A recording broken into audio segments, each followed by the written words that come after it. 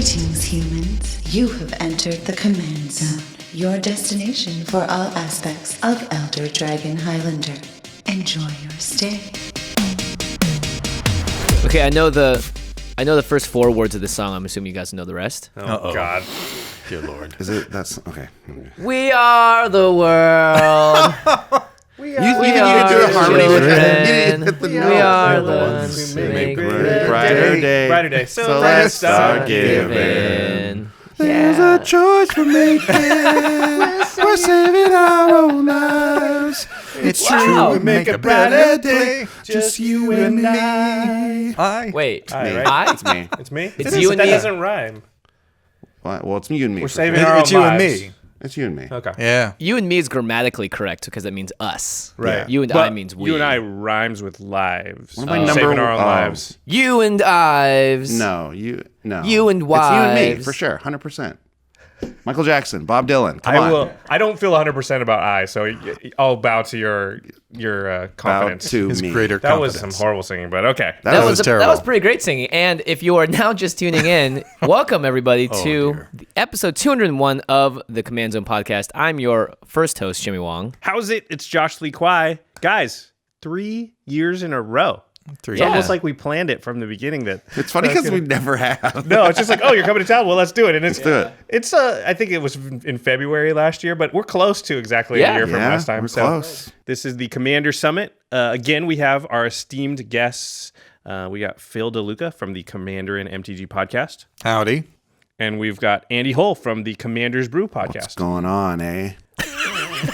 Just Commander's Brew is from Canada. putting so it out there. Take off, you hosers. And we're from America. Yeah. That's why I'm saying we are the world, because we Yeah. are two separate countries. International Yeah. podcast currently. Yeah. Is that really why we sang it? Yeah. Okay. That's why I thought of it. I was like, oh, we have a Canadian here In today. honor of me. Yeah. Now I feel way better about it. You know what I feel great about? It's our first sponsor of the show. That's right. It's cardkingdom.com/commandzone. They've been sponsoring the show for quite a while now, for 2 Commander Summits, maybe? This would be the second, I think. Yeah. this is the All right. second, Welcome to your second Commander Summit that you've sponsored. Obviously, cardkingdom.com/commandzone. It's our affiliate link. You guys can get single, sealed product, magic product, whatever you want. They've got board games and stuff there too. Great store. Yep. And our second sponsor is Ultra Pro. You're supporting this show. You're supporting game nights every time you buy an Ultra Pro product. And I want you to check out those relic tokens. Oh, yeah. Some people have been asking where to find them. If your LGS doesn't have relic tokens yet, they can order them. So you should ask them, like, hey, I want those relic tokens, so they can put them in stock. Yeah. And the third way to support the show is directly at patreon.com/commandzone. In fact, we call out one lucky patron every single episode. And this episode is dedicated to Everyone together now? Chris Fitzgerald. Fitzgerald. Oh, sorry, Chris. We were a little off tune on that one. But Chris, you still rock. Yeah, you still rock. All right, so the Commander Summit 2018, it's our third annual roundtable discussion tackling the hot button issues and the state of the Commander format. Yeah. We're old hats at this now, so it should be easy. It should go fast, right? Should go very The last fast. 2 have been like 2-hour-long episodes, so buckle up out there. Yeah. I promise not to go on too many tangents this time. Yeah, right. I make no such promise. Let's Just cap this FYI. one at a little less than that. There's only 2 pages to this outline, but there's a lot of discussion. But there's been 2 pages every time. All right. Really quickly before we begin, for those that don't know out there, I want you guys to give them a quick idea of your own shows. So, Andy, you are the co-host of the Commander's Brew podcast. You want to talk about it really quick? Yeah, sure. Commander's Brew podcast. Myself and my co-host Sean Tabaris. It's like a deck building podcast where we work within a budget restriction of $50 American or less. That is getting harder and harder to keep up, by the way. Oh, I bet, yeah. But under those limitations breeds much creativity. So, it's we have a YouTube channel and we're on iTunes and all that kind of stuff, like you would expect. Yep, just look for Commander's Brew. We've pointed people in the direction. Yes, Every you time have, they yeah. ask us about budget Commander, we're like, go to see those guys because they know all about it. Now, Phil, you're the co-host of the Commanderin MTG podcast. You want to talk about that a little bit? Sure. We focus on a variety of topics, usually the ones that are important to the community at the time. And we like to take a focus on the designers as well with each new set. So we have people on from Wizards of the Coast to talk about the set, and as always, talk about it from a kind of odd, quirky point of view, and make sure that we interpret the set from a commander perspective.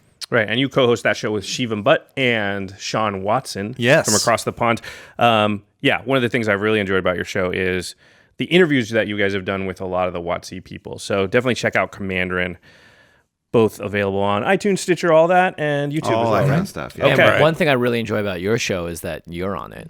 Oh, that's nice. I thought you were going to say the bits, the sketches at the end. do But love that's those. even nicer. The bits are good. I do but, love bits those. are good. But you and your co-host, quality pairing. Yeah. Like You wine guys are and hilarious. cheese. All right, I call being wine. so let the summit begin. We're going to begin. Gawk.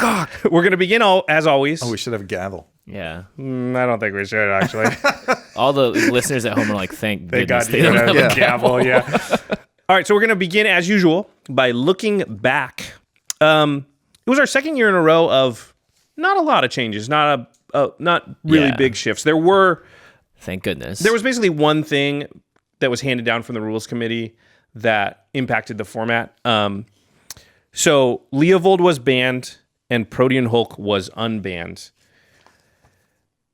Phil, you kind of called this one as far as Leovold. I remember last year we all sort of talked about what we thought the most broken commander was, and you said it was Leovold, and evidently the rules committee agreed. Let's talk about the Leovold ban first of all, and then we'll talk about Protean Hulk after that. Phil, we'll let you open it up because you called it. Banning Leovold is only good. It was good for the format. It was good for all of the metas that had to deal with the Leovold player. The three of us, at least, who live full-time in LA, definitely had an experience with the Leovold player, and it was just oppressive every single time, because when you tutor for Teferi's puzzle box and put it out into play, it just ends the game. Definitely ends the fun people having in that yeah, game. Yeah. I think More that's than the likely. big thing it ends more than anything else. Well, yeah, no one else except Leovold gets to draw a card again, and that was just oppressive. I remember in Vegas playing it with a Leovold player, and I can't remember who it was at this point actually, but I remember them being like, "Oh, I took out all the wheel stuff, Yeah. and like I don't really play that style of Leovold anymore." Okay, I was like, I left in Teferi's puzzle box though, because sometimes you just want to win the game. Worst one. You just want the game to Yeah, end. the It's like, worst well, offender. it doesn't just make you win exactly. It wins because everyone else goes, okay, well, I'm not going to play anymore. Yeah. Which that's not good. You can't have that, right? But he probably forced himself to draw into it instead of tutoring. Well, the great right? thing is that like I remember in the game, he's like, I'm tutoring. I'm like, are you going to get the puzzle box? He's like, yeah. Yeah, I am going to get it. And then we're like, okay, great. Well, Right. see you later. That's This it. is why I always say when people tell me that their Narset deck, their Zur deck, Right. it's not Doomsday, it's not Lab Maniac, blah blah. That's really cool, totally fine. Kill you. Yeah. Now let me look through the deck. Yeah, you're right. You didn't. Hey, do that. you're right. You didn't do that. You were telling the truth. Yeah. Yeah, this must have even been worse for people at game stores and things like that. Like, it's fine in your meta if you have a guy who is legit, like, Yeah. not playing those cards or whatever. But when you go to your LGS and someone breaks out Leovold, like, they probably tuned it up like crazy just to kill everybody at their game store. Like, that's not good. yeah. The toughest is in public, and this is something that the four of us have to face that most viewers don't. We can't act real salty in public, not too often at Well, least. speak for yourself. I have a brand to upkeep. That's true. Jimmy's actually smarter than the rest of us because he just established I was can be gonna salty say, yeah. sometimes. Yeah. Yeah. Yeah. Yeah, honestly, an I've never actor. watched one of our streams where Sean just curses like a wounded pirate. Like, Really? Oh man, Oh, yeah. it's like our show is PG, but our stream is not. You're looking for more, salty. What about you, content. Jimmy? What do you think about the Leovold banning? I mean, I'm pretty much on the board with everyone else here. Like, in general, sure. I mean, I side with you more in like if we could ban less things, then great. But the card was designed in a really weird spot. It was made for Legacy and also made for kind tiny of for leaders. tiny leaders. Yeah, so it was like kind of made for both. I mean, Leovold does pop up in Legacy now. Yeah, I'm just saying they admitted they designed it for tiny leaders. Yeah, which is just kind a of format that was bizarre. dead by the time it came out. Yeah. And I think that was one of the big dangers of why it was just not a good design for Commander as a whole. Because I think a lot of times when they do print like really powerful cards like True Name Nemesis and all that stuff, it needs to not ruin a format entirely, but just by being played and being a Commander. So I think one being the colors it was in and the cost of it and just how oppressive it was with Teferi's Puzzle Box and other wheel effects, it was just a bad, unfortunate design all around.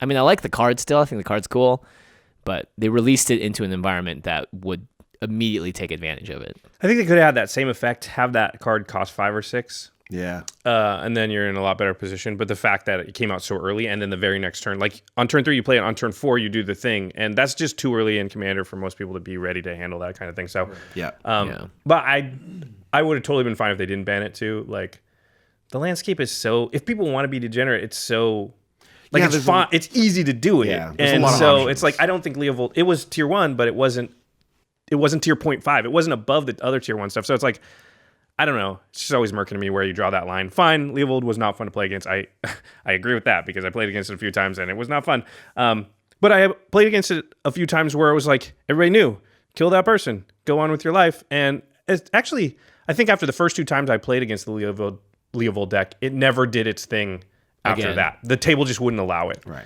And so... Well, that's the thing, though, is like, when to me, it's always like, well, look, you go into an LGS, new player, new whatever, someone has a precon, someone just built their deck, someone is mono black, whatever, not powerful, and one person's Leovold. Mm-hmm. But at the same time, that person could be Zur. That person could be any number of things. But maybe you can't expect everyone to have the know-how to just eliminate that player on site. It's weird, we police our own format in many ways, but there's something about when, like you said, it's the low cost of the commander to do it. Like you can do a lot of degenerate things, but like Mikaeus costs 6 to cast, and some other things cost more. It's just those ones that just happen before you're ready, and then it slants the game entirely. Yep. For a while, which I think is what they want to avoid. Right, the rules committee always say that they don't like when a game warps around a card, and I think even in this situation where we can all handle it, and we're like we all have to focus on that one guy no matter what. So like that's not ideal. I feel like every Commander game that happens though. Yeah, now, when it happens, kind of changes, but I can't. But not to the effect of what Leovold does to everyone's hands. I feel like maybe because you play Hypnotic Hypnotic's the guy that makes everyone discard by sacking creatures 2 cards at a time. Sadistic Hypnotist, right? You play that like, oh, that's gonna warp it, but you still have to have a lot of stuff out to make one person do it. Like true. I just mean like every game, like a Cathar's Crusade comes out, or there's like a thing that comes out in every game that's like at some point in every game, everybody's got to be like, okay, for sure, this person. Usually that thing can be exiled and it never returns. That's a good point. Right. That's a good point. Leovold can come back. That was the problem. Yeah. Once a commander, it's a bigger problem. Well, I think I'm lukewarm about it. Everybody else is for it. Nobody's like, no, Leovold should totally be in. Like I don't, and honestly, at the time, I don't think there was a lot of outcry of people going, "Hey, what? This is totally wrong. They should have Leovold." Most people were like, "Yeah, okay, yeah, exactly." Well, it's like different where it's like, oh, they banned Splinter Twin. Oh, now that deck and all the cards that were good in it are just worthless comparatively. To this, it's like, oh, you still have a Wheel of Fortune. Well, guess what? The card's great. Just build a Nekusar deck. Just put it in your Nekusar deck. You're like in the most value colors in Magic, so you're gonna be okay. Mm-hmm. Wheel of Fortune couldn't go in that deck. Just FYI. We know. I'm just trying to. All right. So the other sort of big shakeup was the unbanning of Protean Hulk, which I was all in favor of because I like unbanning things. Mm-hmm. And that card is sweet. The card's amazing and it's ridiculous. And, I've definitely seen it in play and it's done stupid, broken things. It's on par with stupid, broken things that Tooth and Nail and a million other cards do. Yep. So it hasn't felt like it breaks the format. I know it did immediately create sort of a tier 1 deck in competitive EDH, though, the Breakfast Hulk deck, which, but again, I could be wrong, but I don't know that deck is like head and shoulders above any of the other tier 1 decks. I think it just created another deck on the top tier, but it didn't create its own tier. It's not oppressive to that point. So I think that's fine. Yeah, judging from what I see, like competitive is where it had a big impact. I think casual, it's like you said, it's just like people get some value. Yeah, sure. They have fun in their Marin and Carador decks. Yeah. This reminds me of the Jace, the Mind Sculptor unbanning in Modern, where the format has gotten powerful enough to the point where unbanning a card that used to be the most dominant, crazy thing doesn't affect it as much as it does now. Because like that's why I feel Protean Hulk did. Like because it's like 6 mana and you have to have it sacrificed to use its effect, or pay 9 mana for Tooth and Nail. So it's like it's the differences in that 3 mana there. It doesn't seem that huge. It doesn't seem like it breaks the game in a significant way. No, yeah. There are a lot of ways to get infinite. Exactly. There's lots of combos that are like that anyways. So this one is... I actually haven't even seen it. in play in our meta. I don't think anyone even has this card. I was like, ooh, I'm gonna get it. They will soon. I'm gonna Yeah, get they will it, soon. and then I never did. I don't know. I just didn't get one. But I agree though. Yeah. What do you think, Phil? I think anyone in Andy's meta should write to me, and I'll give them some tips if they're going to bring in Protean Hulk. I have seen Protean Hulk once since the unbanning. Oh, wow. And Did you say hi? I said hi.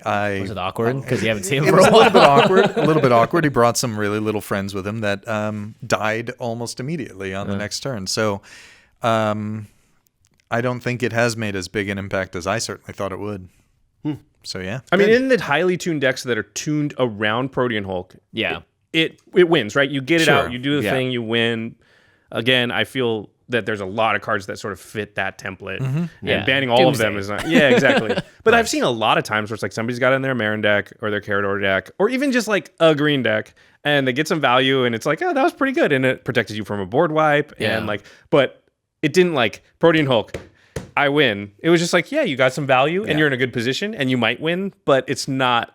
I think they're using it responsibly, I guess. I think for the most part, that's what people want to use it Yeah. for. I know that's what I wanted to use it for. I Yeah. wanted to use it just to get some wicked value out of it. Yeah, So, it's you like know. I mean, it's a ridiculously good card. And Yeah, if you very want good. to, you can break it. Yes. But that's the mold of a lot of cards. Okay, moving on to our next question, which is a traditional one we've asked in I think every one of the Commander Summits, so we couldn't skip it.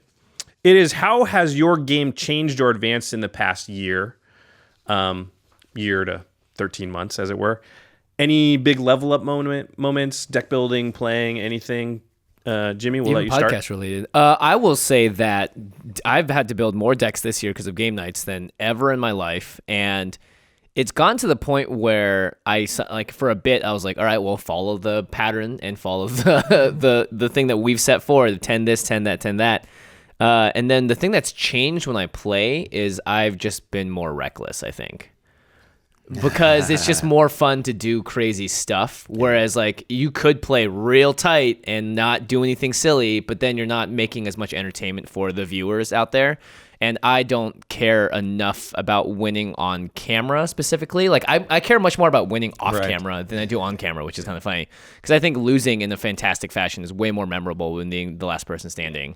And it's just more fun to watch. So I think that for me is just I've been trying to instill more fun into the game. So no real level up moments for me outside of like, oh, I did a really good play once because I had to think real hard about it. But yeah, for the most part, I think I've just tried to have a lot more silliness in the games I can play. You've embraced your red. Yeah, I've definitely embraced the red a little more. I've played a mono red deck twice now on the show, and both times I did really dumb stuff, like by accident or on purpose. So, and every time it's been really fun to remember and think back on, and like it's stuff that in our Discord, on our people talk about all the time. And there's like a little card search bot, and every now and then you'll see like the card that like wrecked me pop up, and people will just laugh about it. I'm like, yep, that happens. So it is nice to be able to have stories from your games that we can also, use as material later on or whatever. But for the most part, having more fun has mostly been the big thing. That's nice. How about you, Phil? Any big changes to your game this year? Any big level up moments? Yeah, we previewed Itali. Yep. And Sean Watson brewed this really mean Itali deck, so I've been running it. I've embraced my red as well. Dude, the card is ridiculous. It is. It's ridiculous. It's so fun. It's so good. And I put mass land destruction in the deck. And, because at some point, Itali doesn't have to use any land anymore to cast anything. Well, once you've got Itali out, if you land destruction, you're still casting spells and nobody else is, right? Okay. I'm okay, guys. Yeah. And it's made me feel really dirty, and it's very funny every time it works. When it doesn't work, of course, it's just a train wreck. It's this big lumbering 6-mana commander. Mm-hmm. But when it does, it's usually a surprise. It comes out, it's got haste, and it's in, and it's a lot of fun. It's smacking people. Yeah. Around. So your level up moment was you learned to embrace land destruction? Mass land destruction? That sounds like it. There's more I just to tried it. to disseminate brutal. from what you just said. There's more to it than that. But yeah. I can respect that. What, next year you're going to be into Phyrexia? What's going on, Phil? What's happening? What happened to you, man? You've changed. Well, Ever since Protean Hulk came back. yeah. Once that came back, it was all off the table. All bets are off. No, it's a chaotic deck. It's completely chaotic, and so I don't know what's going to happen next because I have no idea what we're going to cast. Right. And I've got a couple of Wheels of Fortune in there, or their derivatives, and just that constant change. It's like, wow, this is freeing. You just blindly falling off of a cliff and hoping something will catch you. Usually it's a big dinosaur. Andy, how about yourself? I wrote down here. You wrote down I got notes? notes, bro. I got notes. He's prepared. Because last time I forgot everything I wanted to say. So I'm like, this time I'm going to write it down. Nice. Okay. What a professional. I kind of realized that I am more of a combo player than I thought I was. Wow. Which is You've been running Marith for years. Yeah, but I ran it as a token deck. Simply tokens. I mean, that's not true. I had combos in it, and this is what I'm talking about. I didn't even realize it. But I'm like, wait a second. Every way, like the way I win games is if I combo off. And I'm not talking about like degenerate, like turn 3, 4 combos. I'm talking about 6-card combos that took me the entire game to put together very slowly. Yeah. That's my preferred style, is to have something so ridiculous happening that like, guys, I think I'm going to win. You know what I mean? There's that. So your level up moment was realizing that about yourself? It's realizing like my own deck building style and gameplay, and then like embracing It's like finding yourself. Yeah, a little bit, like just like you guys were saying, really.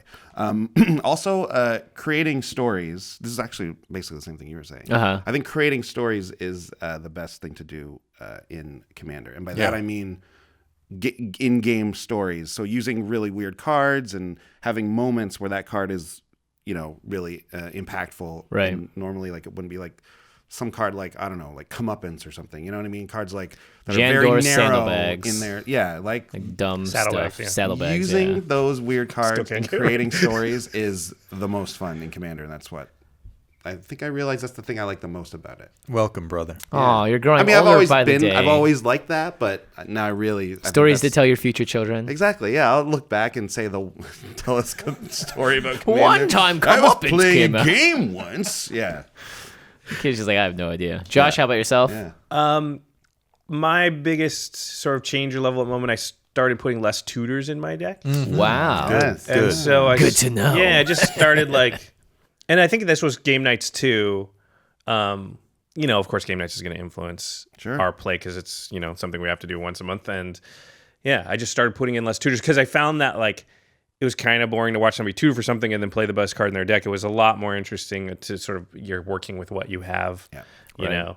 And so yeah, I don't know. And I just had more fun playing because it was like, well, I have a little less control over it. And the variance, so when my deck goes off, it's still cool, but I don't feel bad about it because it did that. And then a lot of times the deck I have to figure out a lot more on the fly of like, I can't go get Cyclonic Rift, so how can I deal with this situation without like just going to get the best card in the format to deal with it, And so I've liked that a lot. So that's kind of been my You're a big change. politics guy. That makes sense. Yeah, it sort of. I'd say the other thing is I great. started playing, and maybe as a result, I don't know if these two things affect each other, but I've started playing a little bit more single target removal.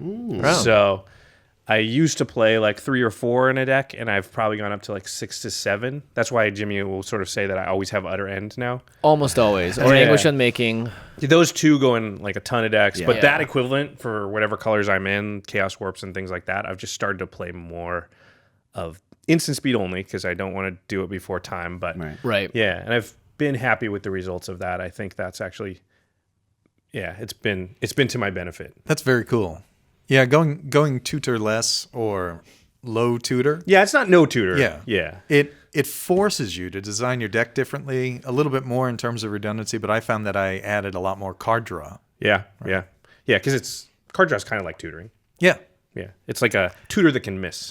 It's like tutoring, but Sucks, man. Yeah. It can hit too. But it's not. It doesn't, actually. It's actually very good. Josh is a gambling man. it's like tutoring, but it's Christmas every time. Right. It can miss in great ways where you're like, oh, I wouldn't have even thought I'd get tutor for this, but this is fine. This will be good. Yeah. All right, on to the next topic, which is, again, these are things we ask every year, and it's interesting to see if they've changed. It's who is your favorite commander right now? And by that, we mean your favorite commander to play. Not the most powerful necessarily, just, your favorite. Andy, go ahead. I had a hard time with this one because I don't really think of, like, what's my favorite commander. I think what's my favorite deck. Well, yeah, I think that counts. In general. Yeah, and I figured, and I guess, like, in a way, they're pretty linked, obviously. Right now, Like if we were only going to play one game today. Yeah, exactly. What's the deck you would pull What's out? the deck I'm pulling out? Well, I'm pulling out my achievement unlocked Brea Hellkite Tyrant deck. Which is all about just amassing as many artifacts trying as to you win the can game. and try and win the game that way, right? So it's like an alt win con deck, which I found, like, we brewed it on our show for our achievement unlocked series, basically, and it's so much fun. But it's a combo deck. But it's a combo deck that just hopes nothing happens. Like, you just sit there and you're like, please don't Vandal Blast. But it's so fun because there's a lot of ways actually you can win. It's not just Hellkite Tyrant. That's actually what makes it fun. Right. There's many ways you can win in the deck, and I think that's what makes it so much fun. And Brea is just the commander that made the most sense for it. Yeah. And she ends up being very, very good in it, Brea's obviously, too. just such a good card. She's a great card. It's kind of a boring answer, I feel like, because obviously that card's very, she's a great commander. She's a very powerful commander. 4 colors. It's like, oh, really? You're playing all? Why not just play all 5? I guess. But Brea's really good, and right now I'm having the most fun with her in that deck. Yeah. Nice. How about you, Jimmy? I would still probably say it's the Neheb deck that I played on game nights. Wait, is this the? It's the mono burn. Because you played 2 Neheb decks. That's true. Yeah, that's right. It's the mono red Neheb deck. Yeah. Just because it's so just silly and wonky, and like I like having an alternate win con of like you can only really burn people out. And the card Neheb too is just I did a lot of tuning up of the deck after we played it on game nights to be like, okay, now that we played the fun silly version, how do we make this into a deck that can actually like win games and do a lot of crazy damage? And it's been a lot of fun to play. Every time I get a chance to play with people that are new or people I don't know the power level of the decks, I take that out immediately. And just because it has a little bit of chaos in there, Atali might pop out randomly. But for the most part, it's just like doing silly, crazy things. Very cool. Is yours going to be Atali now? Because, I mean, you already kind of... Yeah, mine is Atali, but I can talk about my second favorite. Oh, okay. That's Rith the Awakener. Okay. I have a Rith deck. I have 2 versions of Rith. I have the original Rith that looks kind of down and is like, "Oh, I'm a droopy dragon." And then there was a From the Vault Dragons where Rith comes out and Rith is like, "I'm a dragon," right? And looks really good. But all it does is produce Saproling tokens, and it just counts, whoever has the most permanence of a particular color, and then creates that many Saproling tokens if it hits. It hits, and it's so much fun. It's just straightforward. It's linear. If anybody lets me do that, well, the end is near, right? And it's easy to stop so that if I'm playing with a new player or an inexperienced player and they have some way to like just stop me either by exiling Rith or bouncing Rith or anything like that, it can be stopped dead in its tracks. So I don't feel like it's too unfair to play. And it does have some really decent cards that are going to enhance Rith's ability, of course, but it doesn't run away with the game. And I like that. Unless, of course, it runs away with the game. And then you love it. Yep. Because then you Crater Hoof and boom. Boom. Crater Hoof. It's so good. Keeps Has it games. won more games of Commander than any other single card? Pretty much. I would, yeah. In our playgroups, Triumph of the Hordes, but... I love that. Yeah, I love that. That's that one. But Crater Hoof is a close second, and I'd say in your average play group, Crater Hoof has ended a lot of games. Yeah, and in either case, it feels, well, I don't know about Triumph. I don't play Triumph of the Hordes for obvious reasons. It's too bad. It's a great card. You like Crater Hoof? Boy, you're going to love Triumph. But if you allow somebody to get something like 30 or 40 tokens on board, Yeah, you should lose. You should be losing, yeah. game's over. Yeah. I'm going to be boring. I'm going to say Vile Smasher and Thrasios It's still. such a fun deck, though. good deck, I like playing against it because sometimes you just escape. And I think that's why I like. I think that's why I like it, because it's very good. It wins plenty of games, but it's not oppressively good. It definitely loses games, and you can pull it out against anybody. So somebody who plays very competitive style decks like Cassius or somebody like that, I can pull out Vile Smasher and I have a chance in those games. But then we'll play with people that have lower powered decks, and I can pull out Vile Smasher, and it's kind of the same because the damage is random. I can't point it at anybody, so it's not oppressive because it's not like, well, kill you. It's like, I don't know, let's cast stuff and see who starts to die. Maybe I'll be dead at the end, or maybe you will. That's cool. So yeah, I think that's It's interesting that like nobody's picking like their most powerful. Yours is like a Hellkite Tyrant alternate win condition deck. Weird Yeah. deck, Jimmy built his for the stipulation episode of Game Nights of like nostalgia. You're talking about a pretty fair deck, and mine is the one that I can play against high power or low power decks. I think the more you play Commander, the less you care about winning, honestly. For most people, I feel like. Even whenever I play against Wizards employees that play every week, every day, they're just out there trying to have as much fun as possible. It's like you said, where the story is more important to them. Yeah. They almost want to like beat you with a regular grizzly bear. Like, you know. Yeah. Yeah, you play with like Ethan Fleischer, he pulls out his bear deck, and it's like that's the story he wants is I killed him with a grizzly bear, an actual grizzly bear. Yeah. You know, like that's what they want. Because Protean Hulk, you know, bring in some infinite combo Viscera stuff is like not, you know, everybody's done that. How many people have won a game of Commander by hitting somebody with a grizzly bear? Yeah, man, it's the stories. It's I think we get kind of a somewhat deserved but also somewhat unfair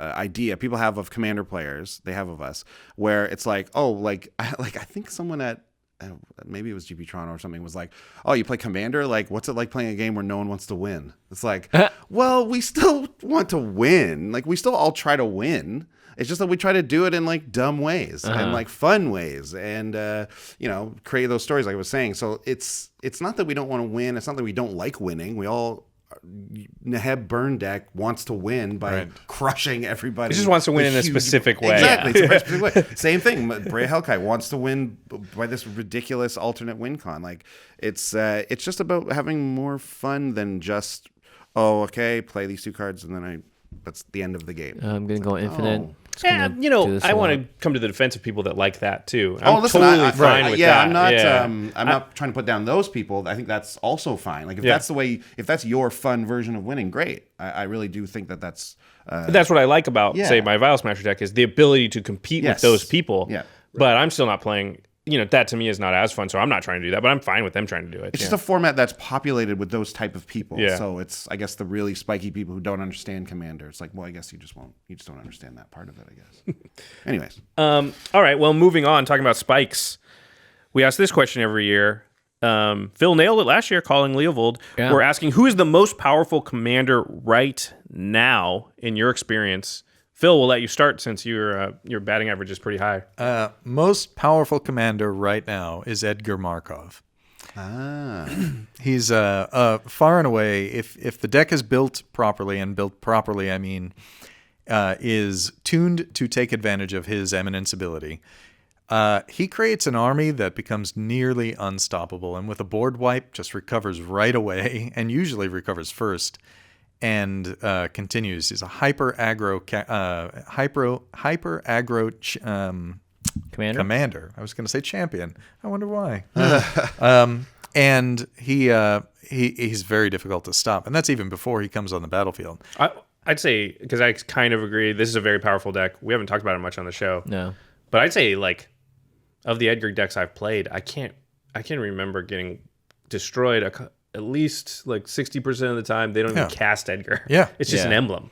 Yeah. Yeah. The deck I frequently play against is Edgar is 2 points above the highest cost card in the deck. Yeah, because they just want to chain a million low cost cards and get free vampires. It's miserable. I think it's banned in 1v1, or they're talking about banning it. I don't follow 1v1, but I believe it is. I believe they're talking about it. Or it was banned on like powerful. Magic Online in 1v1 or something. Oh, is it? I don't know. It's super powerful in 1v1. Just the amount of value it accrues. And you can't stop the value engine. That's the problem. Starting the game with like, when you play Commander, you have 8 cards in hand because Commander's one of them. How about you got a Planeswalker emblem and an on the extra battlefield card? already? Yeah, it's ridiculous. That's why I don't like Eminence. I still don't like it. I have an Edgar Markov deck, and it's actually one of the reasons because I had a Olivia deck. Voldaren, Voldaren deck first. And then I was looking at things like, maybe you know what? I think I might add white to this deck. And I was thinking about, maybe Alesha who smiles at death. I think that'd be a cool vampire thing. You know, vampires are low power toughness and all that kind of stuff. Like that might be fun. And then they dropped this commander deck on us, and I was like, well, I guess I gotta pick Edgar. I was like, I guess I have to. And it's like I didn't have to, obviously, but my Olivia deck was growing a little stagnant. I didn't like her as a commander, so I wanted to change it. But play Edgar, he's great. And if you're running a vampire deck, there's no reason you shouldn't run him. Like, you know. Yeah.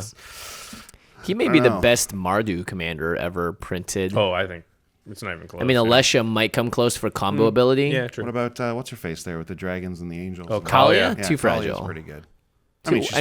In terms of commanders that attack and do stuff, you could do much better. Zergo's pretty good. Yeah, I don't think he's on the level of Talia I and agree, Alessia, though. No. Yeah. He targets one person, kills that person, and then probably the other person wins. Yeah, I think it goes Edgar, then Alessia. then probably Kalia right around the same level. All right, well, who do you think is the most powerful commander overall right now in your experience? I mean, overall, it might be Selvala, Heart of the Wild, the one that just starts popping off with tons of mana. But I'm actually going to give a less powerful commander, but I think overall, in more casual play groups, is the deck that just dominates, and that would be Marin of Clan Niltoth. I thought about saying this too. Yeah. Because I think Marin... Because I don't think enough decks still don't run enough graveyard hate, and Marin is just one of those decks that a lot of people have, and even at the different power levels, it's still one of the most powerful decks at the table every time. Just because of the value that you get from Marin is absurd.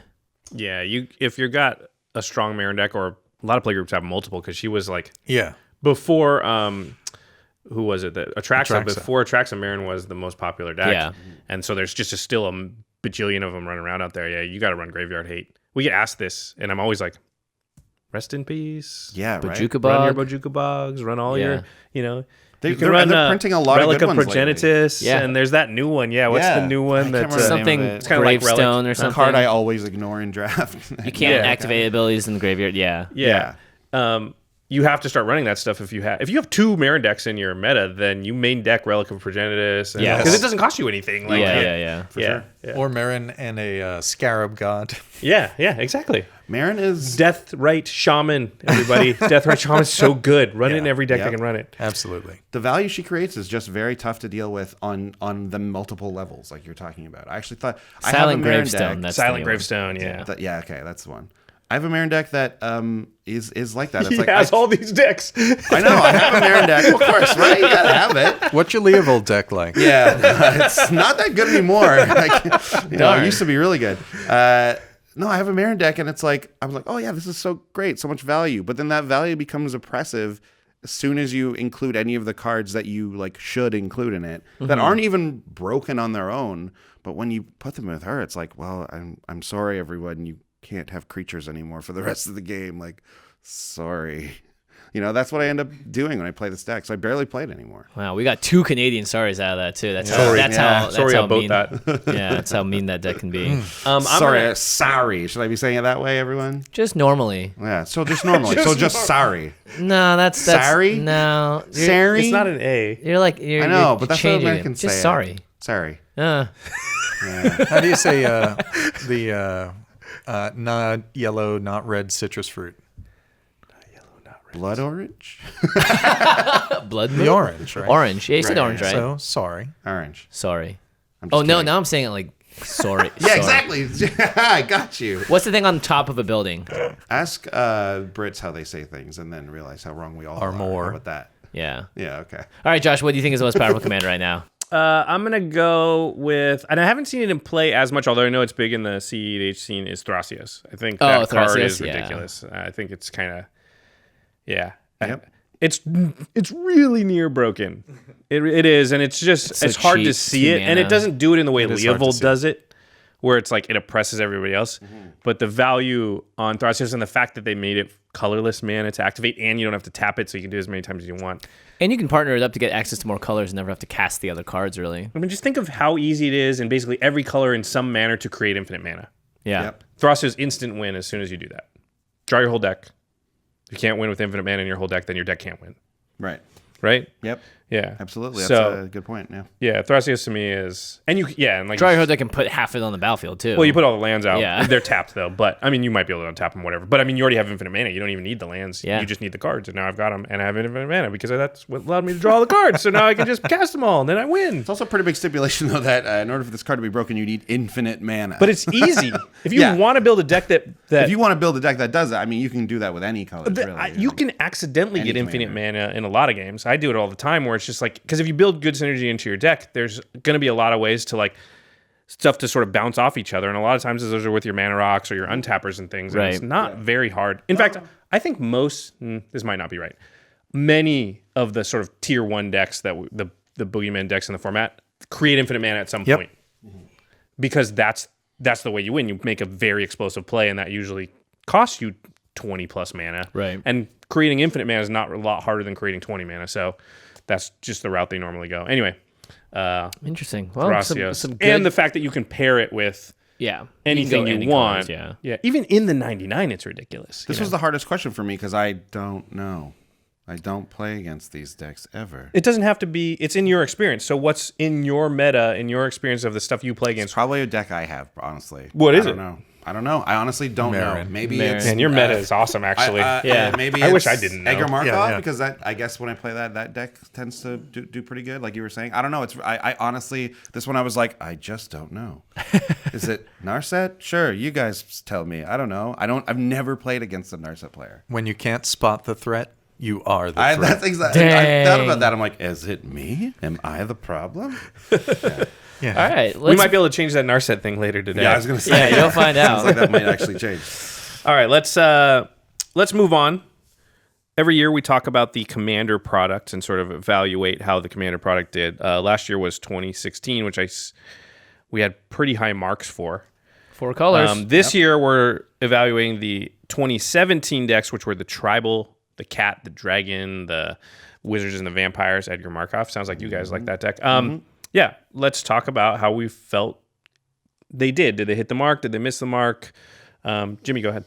I thought they were pretty okay for the most part. I think a lot of the design was influenced by what was happening in Standard at the time as well, because we saw a bunch of tribal sets, a bunch of tribal cards, both in Standard and in the Commander sets. I think in terms of pushing more players into the game, that was a very successful thing to do because I think newer players like Tribal. It's just an easier and more fun thematic way to play Commander.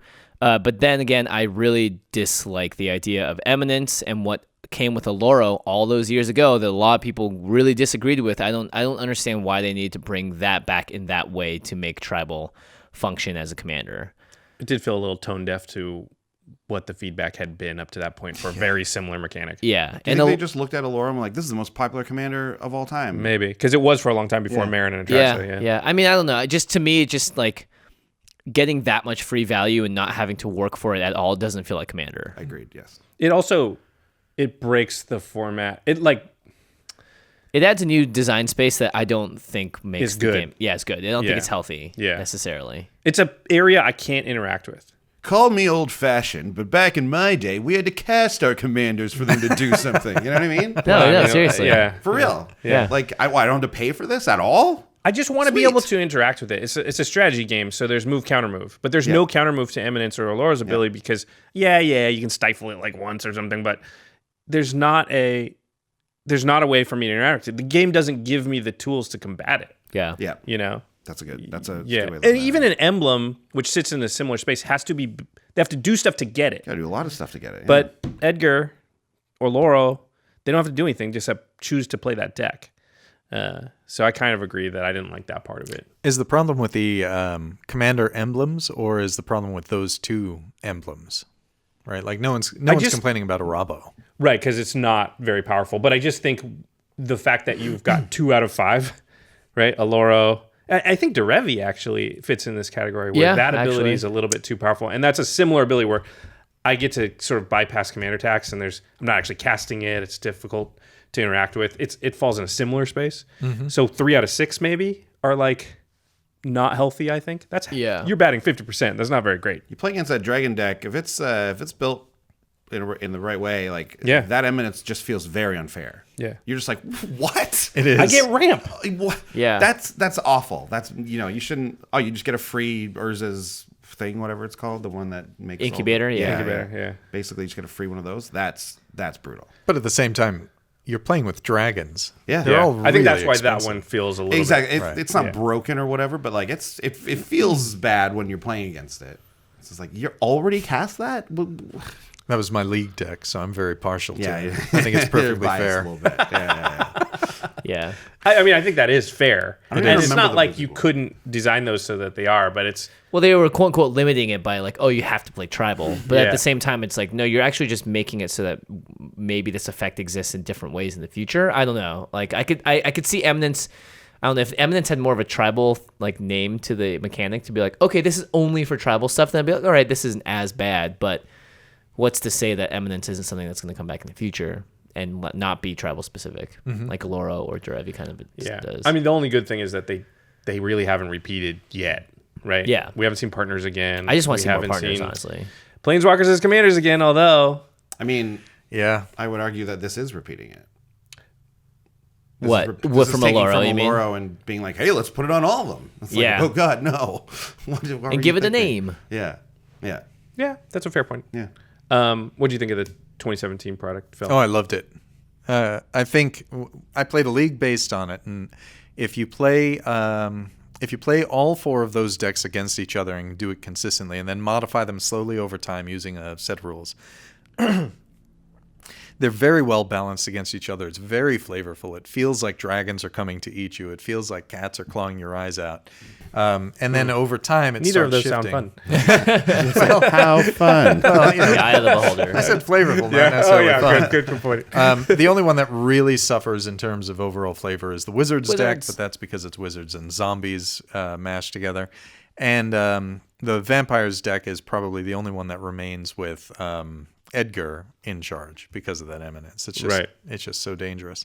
And the dynamic it's settled into a routine until someone would break out of it with some mana spikes, right? If somebody would get way ahead of the curve, all of a sudden that person became the threat. Otherwise, it was always, okay, we got to tackle Edgar. Okay, now slow Miri down. And, dragons are coming for you. Better stop them. So it was loads of fun. That's in an environment where just those decks are being Yeah. played against each other. Mhm. Yeah. And I didn't do that much this time. I'm only on the show, I think. One other time, so twice. Yeah. What do you think about the fact that, because we're moving, it looks like anyway, I don't know if they've officially said this is going to be every time, but we're moving to just 4 decks instead of 5. This was the first year of that. Do you think that's a good decision or a bad decision? I'm pretty fine with that. I didn't feel like I missed out on anything not having that 5th tribe in this one or that 5th deck. It makes sense for like the 4 color pairings because there are 5 total, right? Oh, of course. Like it Yeah. makes sense to like if you're gonna do like monocolors or whatever. Like You kind of have to do 5. have and to you do go 5. and And 3 they color did, you have and to. they did do that, right, for a few of them, for almost No, all they of did them for. There was 5 decks every year until this year was the Yeah. first year they only did 4, and they kind of broke away and said 5 is kind of limiting us because we can't do certain themes. Right. So we're gonna move to. I think they said this. Yep. I'm yeah, fine so we're with gonna move that. to 4. I'm for it if it means like different fun themes and things like that. Like I'm great. I'm into that. Doesn't always have to be tied to the colors, right? Like who cares? Right. Yeah, this I like. is the first year I didn't buy all of them though. Oh really? Or / get them as gifts, but no, this is I don't own a single one of these. You should You have didn't told get any of them? None You of should have them. told your friends that you didn't buy I bought them. some singles. Right. Get The Ferris protection. No, actually, I didn't buy that one. That card's ridiculous. Yeah, whatever. Who cares? it really is. Every time somebody plays it, I'm like, I lose. Yeah. Yeah. That. Whoops! I was counting on that happening. Remember how I loaded my cannon to fire 1 shot? Oh, well, it just went through thin air. I was supposed to win, and now I can't win. It hit a low. I bought a whole bunch of them. It's in every deck that has white. Yeah, I think it's I bought 12. What was I going to say? Oh, it's interesting you said that because from what we heard, this was the highest selling, Oh, interesting. not just Commander product, but like product for Wizards this year. Like it was extremely popular, which bodes very well for our format. Yep. I think that was a Tribal. big thing in the plus column.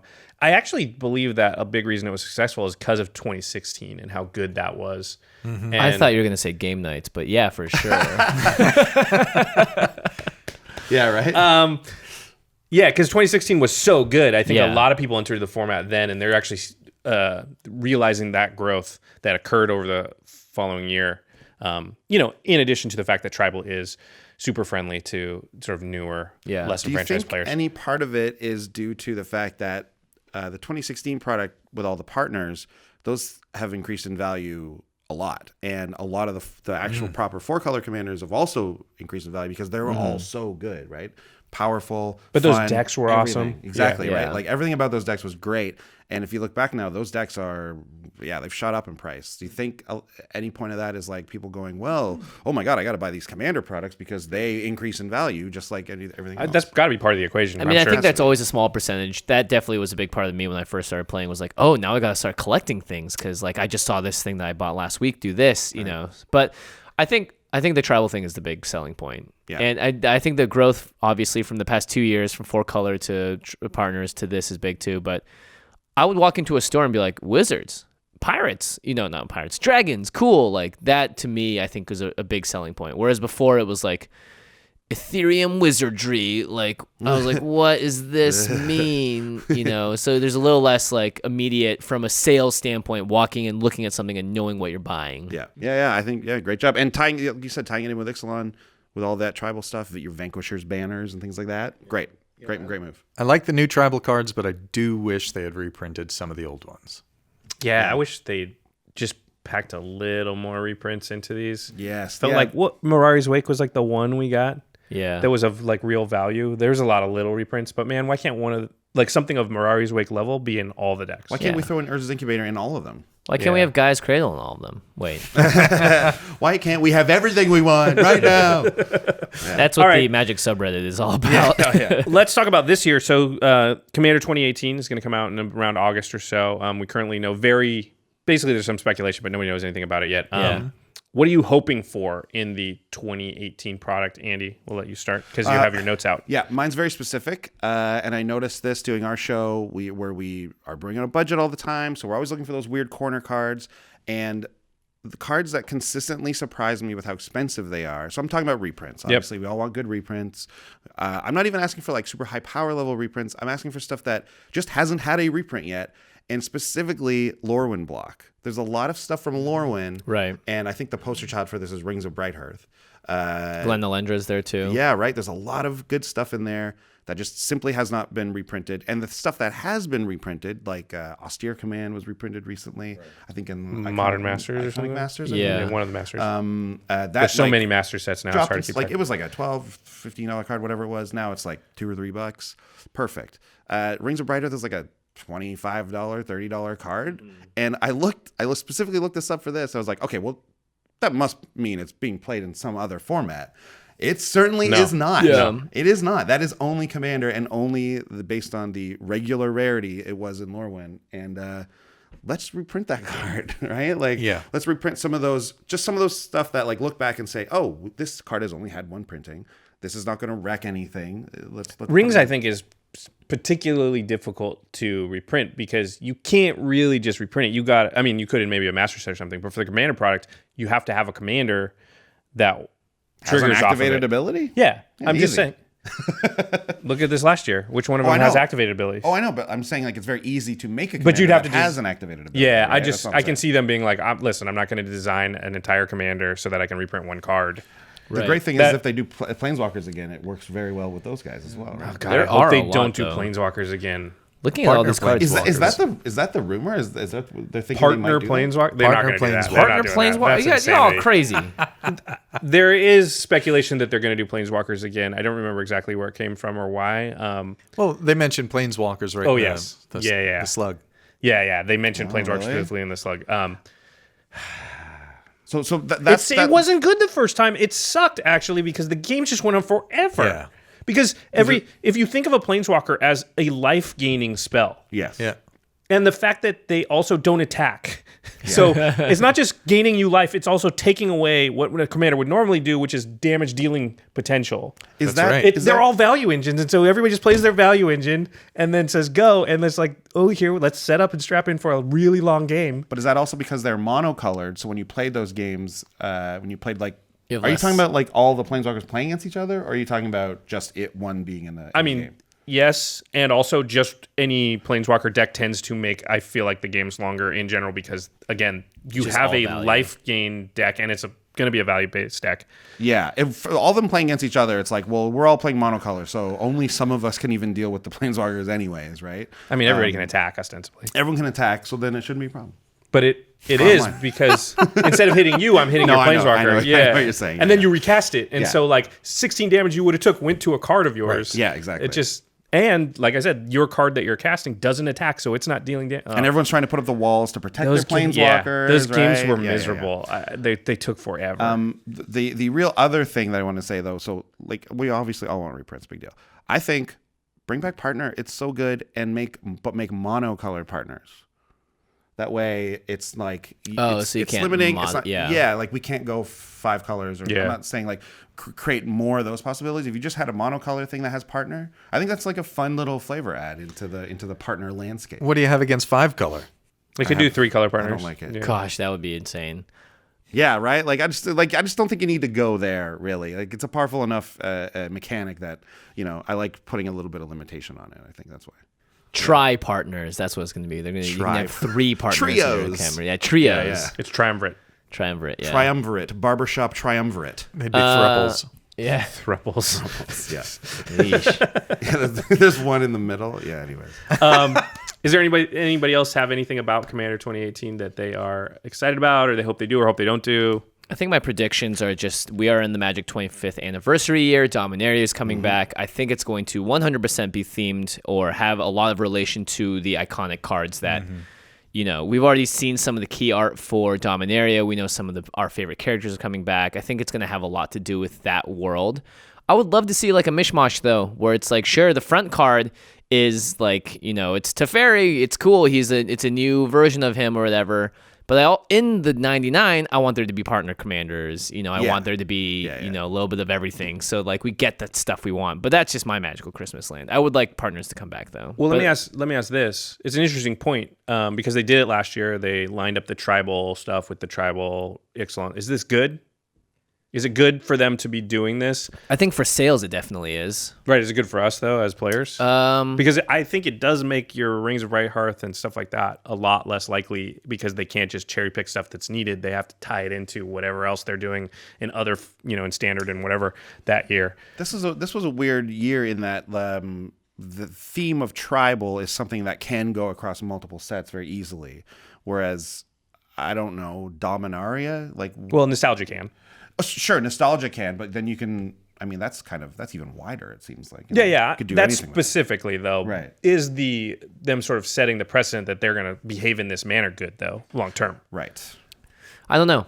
I think it's fine for now. I guess they can change. They just did. Yeah, I just right. don't- Like 3 or yeah. 4 No years, one they can says be they like, have you to know keep what, doing we're it. going to do shards from Alara. And that has Yeah. nothing to do with anything that's going on, but we just think that's cool. So And none of us really know exactly how much the commander design team is influenced by standard, or if it just happened to be a happy coincidence this year, or if it's something more, like planned from the bottom up. Gavin was on our show and he talked a little bit about that, and there is definite synergy between the two. yeah, they talk for sure. Yeah. I mean, that would have been a huge coincidence otherwise. Yeah. Well, but whether or not it's like what percentage influence does it have is what I'm interested in. Because it's like, sure, we're going to do tribal, but we need to do it this way, and there's not much standard's going to do to change that in this case. All right, let's move on to. There was one more thing looking back. It is unstable. So for a few weeks, we had silver bordered cards legal in the format. Did you get to try it out? Did you think it was cool? Is this something you think that should be looked at again in the future? Mine just landed exactly where I had it. You guys both need more practice Noobs. throwing. Just behind your back. Behind the back. Whip it. There you go. There you go. There There you go. So Well, I don't know if you guys know this, but you have 2 members of the Unmandarin Rules Committee. right, self-appointed. The self-appointed Yeah. proclaimed. Mandarin. No, Yeah. We seize knew control. This. Yeah. We knew this. Yeah. But the question is, how much did you actually take advantage of the fact? Like, did you play with silver bordered cards a lot? I did not in Commander. I did not. Not even once. Not You're- even He's once. off you're the part of the committee. rules How I know, committee. right? I Wait, know wow. part of the rules gonna be. I made the rules. To throw some shade sounds like the real rules committee. No, All I right. wished real hard I was playing with some unstable cards in my commander You decks. didn't? No, not yet. But I've got a bunch of Well, cards. not ready yet. to They're not slot in. legal anymore. Well, they are in the They are Unmandarin on rules. Mandarin. Yeah, that's right. On Mandarin's Mandarin's brew. brew. On Mandarin's brew. Yeah. I'll just say this much: they in possibly the worst way to test it out, they tested it out. Here's Just a letting time. everything go? Here's a time. Such an yeah. ad hoc, like. Yeah, it's just like, hey, we're just gonna do it, and it's gonna be over a period of time where a lot of people may not even have the time, or be in there. Like everyone's on vacation, people are going home for the holidays. It's like, what are you? What are you doing? I mean, Was it this really a This test, felt though? like a phone call. Wizards beep beep Yeah. boop, beep beep. Hello, Sheldon Menry. Listen, is this something you guys might be willing to consider? Because we'd like the unset to do well. That feels like what I have no idea if that's what happened. This is just Jeez, what don't feels add like a happened. don't I was gonna make say it a conspiracy gate. out Don't- there. You yeah. know. Sheldon said they were talking about it for a couple of months when it got announced, and then They were thinking about when it they for started maybe 2 seeing days. Some of the started seeing some of the cards.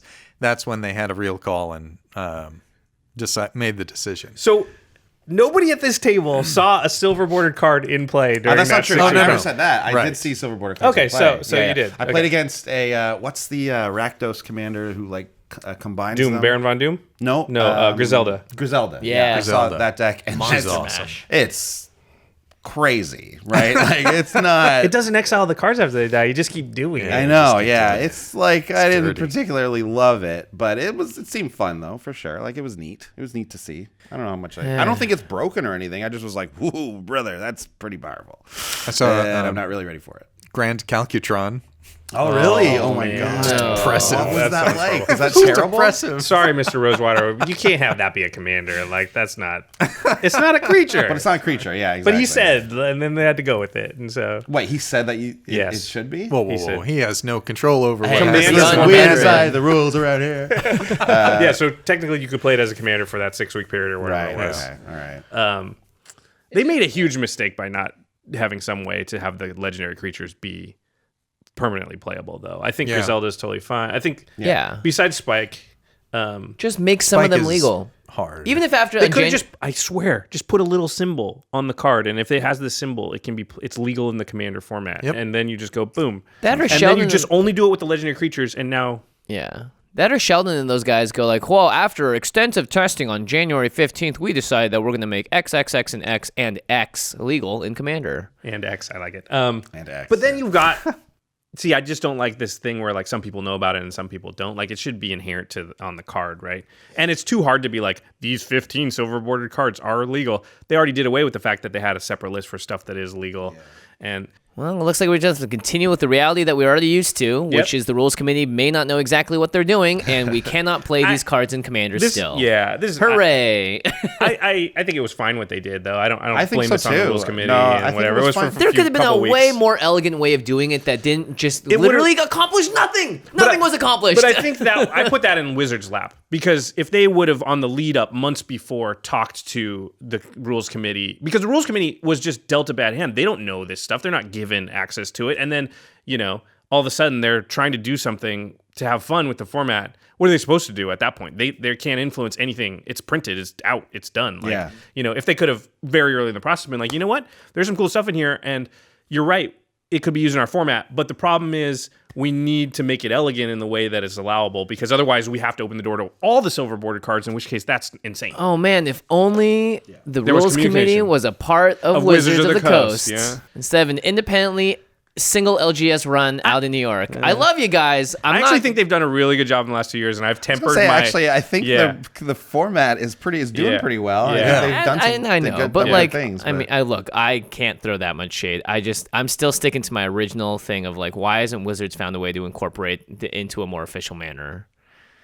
Like Wizards has the resources and the data that Sheldon was so adamant that was expensive and hard to get, and all the things that would only help. I think the do committee. they though? Because I mean, they do, but like, what I mean is that like they've created these. Do they, though? We're talking I mean, about yeah, they eminence do. being like a terrible thing for the format, and they're like on all of the decks now. Like that. Well, they wasn't a great tempered that with decision. tribal, right? Yeah, Like, yeah, so yeah. it wasn't just it's a 5 true. Aloros or whatever. But like, still, like you were saying, like messing with that is no one's really reacted well to that ever.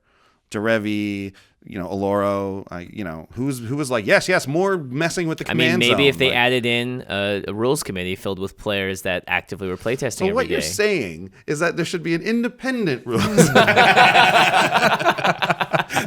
Let me understand you correctly. More, I just want more communication. That's Yes, it. You want really. something in the middle, I think, is what it sounds like, really. Anyone who wants to play with unstable cards in their decks go can for it. just check out the list that we created.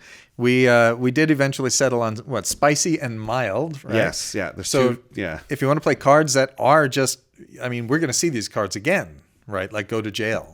There's no reason Go to Jail can't be a black border card. We'll see cards like that. Those are mild cards. And then if you want to play something really out there like X or Old Buzzbark and a couple of others, play a spicy version. And I will put out there right now, if anybody builds like a deck around one of the legendary creatures minus Spike from Unstable, no other silver border cards in your deck. You just got to use that as your commander. Yeah, 100%. Find me at a GP. I'm totally happy to play against you. Yeah. I think most people would be fine with it if that's the stipulation.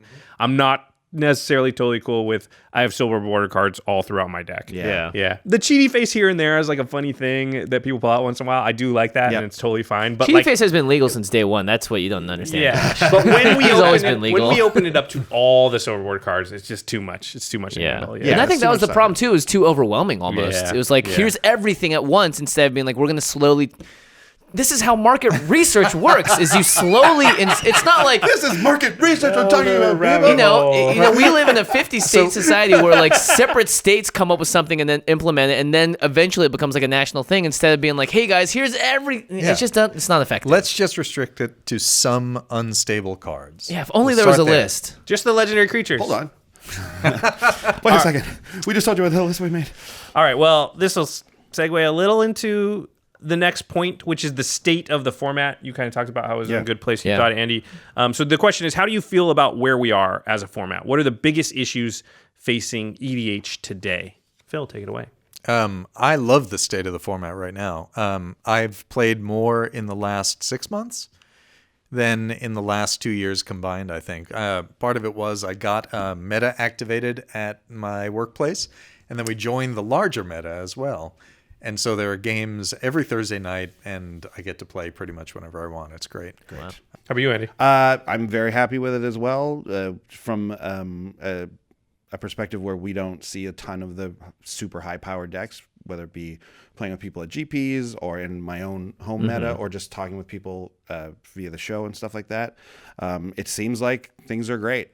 Creativity is flourishing, and that's always a good thing. So I don't feel like there's anything stifling the format or anything like that. And I don't think there's anything runaway broken that like every single person's doing. So it's breaking it or anything. I think it's good. Format, it's good.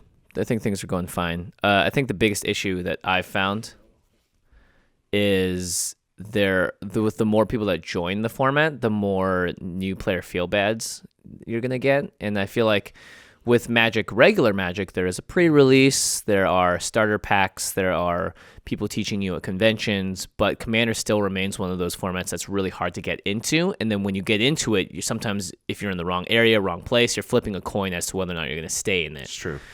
So I don't know how exactly Wizards can help alleviate that potential for disaster for new players, because sometimes people just get scared off or just completely pushed off the game. And I think this is something that's always been a problem in EDH, but as it's growing bigger and bigger and bigger, I'm just wondering if there's a way for it to be a little more accessible to everyone in a way that's not so like, wow, I don't know what's going on. People are playing with $2,000 decks, etc. You know, I think the burden of that kind of lies on our shoulders, the experienced players, right? People who've been in the format for a number of years, who understand what it's like to come in as new players. I think that everyone should have like a new player deck that they have. Like, there's a new player playing in the group right now. I'll play this deck. It's super fun. It's gonna it's not even just for them. It's just so that you don't, Yeah, I think that unfortunately goes against what the reality is, which is there are so many players out there that don't listen to podcasts, that don't follow content, that just want to play and are like the whatever that guy's name was that we talked about in the Q&A episode that like was ruining his local group. Bob. Not his real name. Not his real name. Yeah. Not his real name, Bob. Yeah. And so like I think those kinds of players are going to exist no matter what. So it's almost up. It's like I think it needs to be a little bit of both. Where like yes, you do have new player decks, but there are also going to be some kind of sanctioned fun event where it's like this Friday, it's specifically a Wizards thing. Everyone gets a promo, and it's all about bringing decks that, are like 5 out of 10s on the power level, and like you get, prizes for different win like just stuff that would make people realize more, especially the newer players, for me at least, to know that like, oh, okay, this is a game about having fun first and foremost. And if you wanted to, like, this is where the tree starts. And then you can go into your different branches of competitiveness or more fun or whatever, or janky. But the root of where the tree starts is so different for every person in different states and different LGSs in different countries that's what I think is the biggest potential long-term issue facing. Just the divide of do you play at an LGS or do you play with friends in a meta there's major differences between those experiences, right? And do you just buy pre-cons and don't sleeve them and play them once a year? Right. Are you interested in actually taking it further? It's going to be hard to do that forever. And I don't know. It's tough to, I think some of these problems are just inherent with the format. Like it's tough to avoid, right? It's I do agree that it's largely on us, and I don't just mean us as individual players, but I mean us as content creators to ask our listeners and viewers to also follow this sort of ethos, right?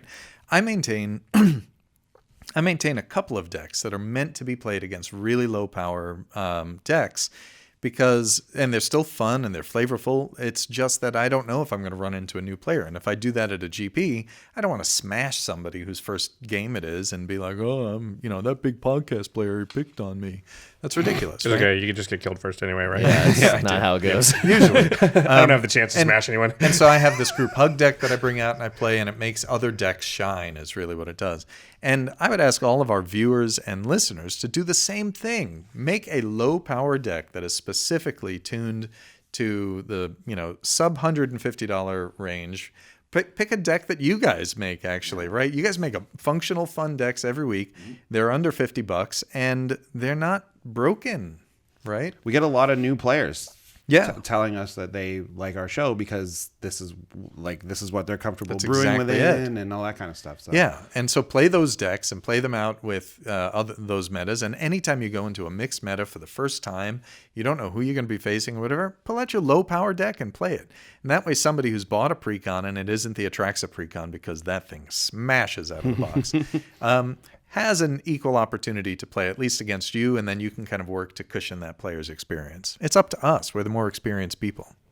I think it's just an important message to all of the Commander players out there, especially the veteran players, which is like, be a steward of the format. Yes.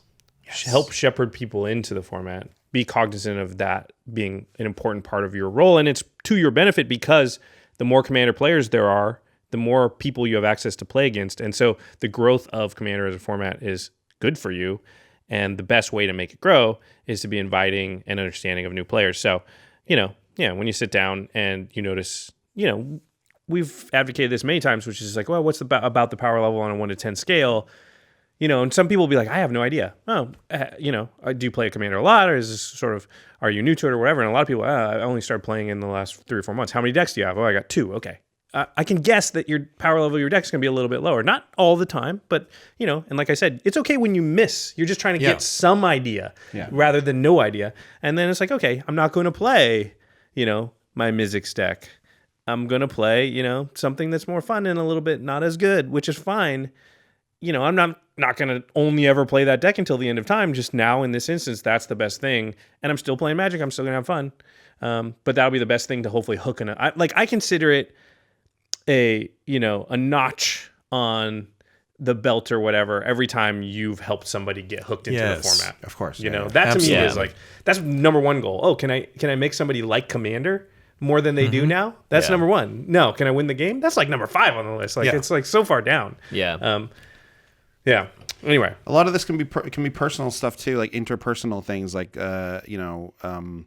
it can be intimidating to play in a multiplayer format where you're not used to that, and it's all about the power levels are all over the place, and you're at an LGS and you don't exactly know what's going on, and you don't even have to be new player to Magic to feel that way, right? Like you can be new just to the format or whatever. So, try and be welcoming in general as a player as well. That also always helps, of course. And I'm not saying lose on purpose, because I know a lot of people hear stuff like this and they think, oh, how dare I try to win? No, try to win. It's fine. There's a difference between smashing everybody, though, in an unfair fight and trying to win. Like when I pull out my deck that's not as good because some players are new, I don't then play the deck like I'm not trying to win. Yeah, I just didn't choose to play my combo out on turn 4 deck in that instance. And there are plenty of times I get to pull out that deck and play it. This is just not one of them. You know what I've done? I've made the decision, holding a card that would stop somebody from killing another player. I've made the decision, if that new player who is doing the killing, or if the player who is doing the killing is new, I don't play the card and I let them kill the person. Yeah, just let them have that. Just let them have it. Let them have it. Yep. I will agree, though. I think our format's probably in the best shape that it's ever been in. Yeah.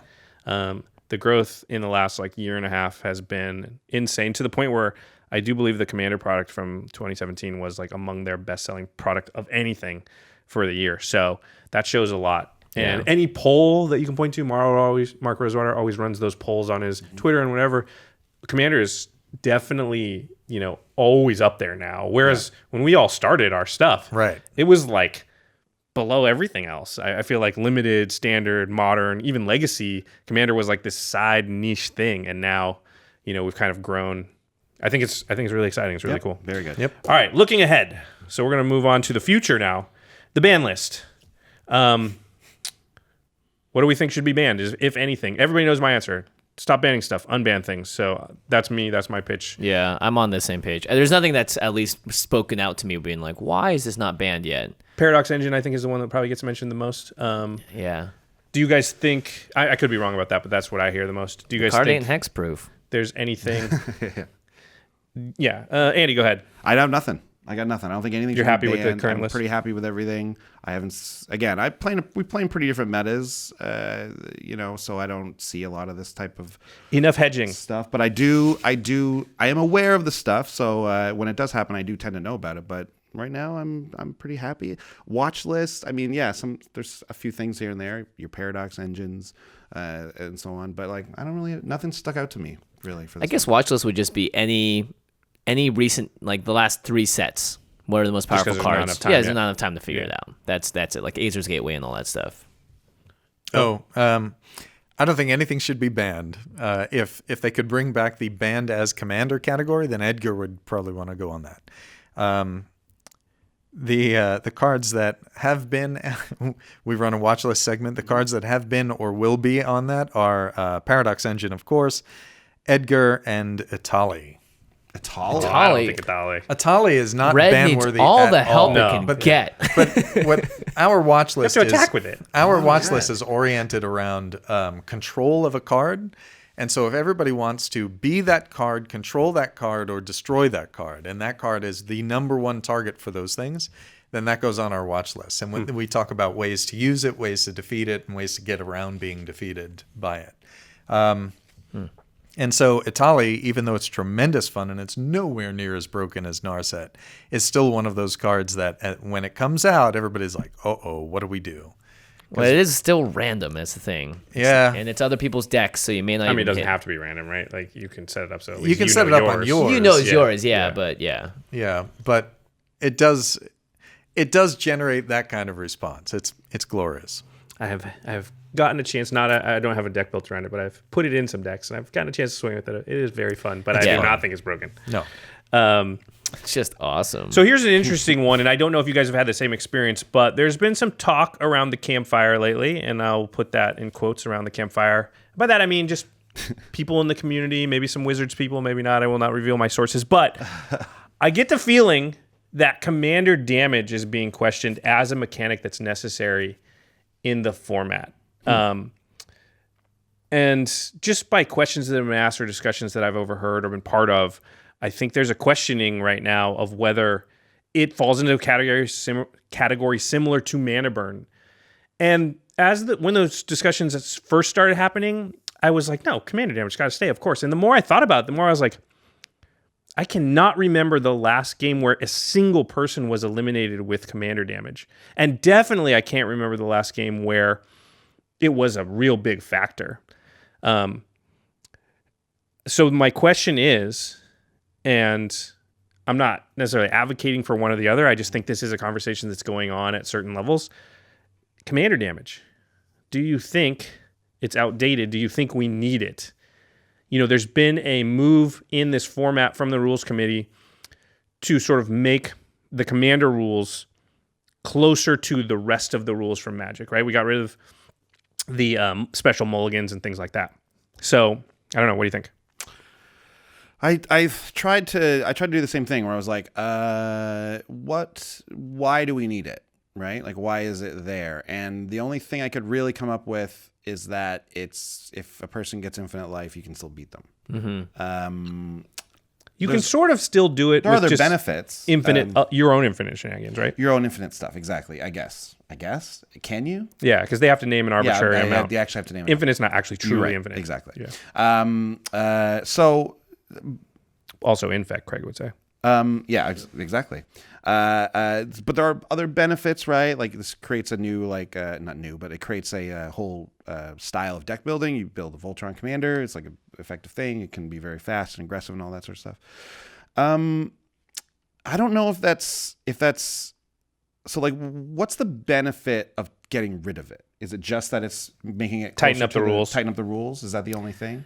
I think the downsides outweigh what the upsides would be, because I think you eliminate a lot of design space if you're saying, all right, well, Voltron E commanders just aren't viable anymore. But you also might open up a little design space, being more like, all right, now the Voltron commanders now are just have to take some from 40 to 0 instead of 21 each. Or strap a grafted exoskeleton at some point. Yeah, I mean that's the thing though, is like I don't like the justification of like, if they have infinite life, you better do something infinite too to beat them. You know, I do like that there are additional ways to win the game now thanks to commander damage, because that's one thing we always talk about. It's like sometimes games go on forever.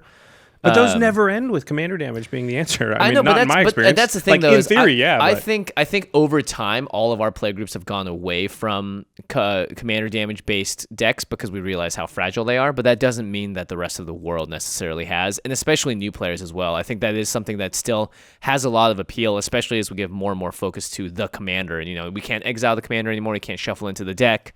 So now it's become such an important thing. I think commander damage is something that is still inherently tied to that. And that emphasis that I don't think we can get rid of it fully.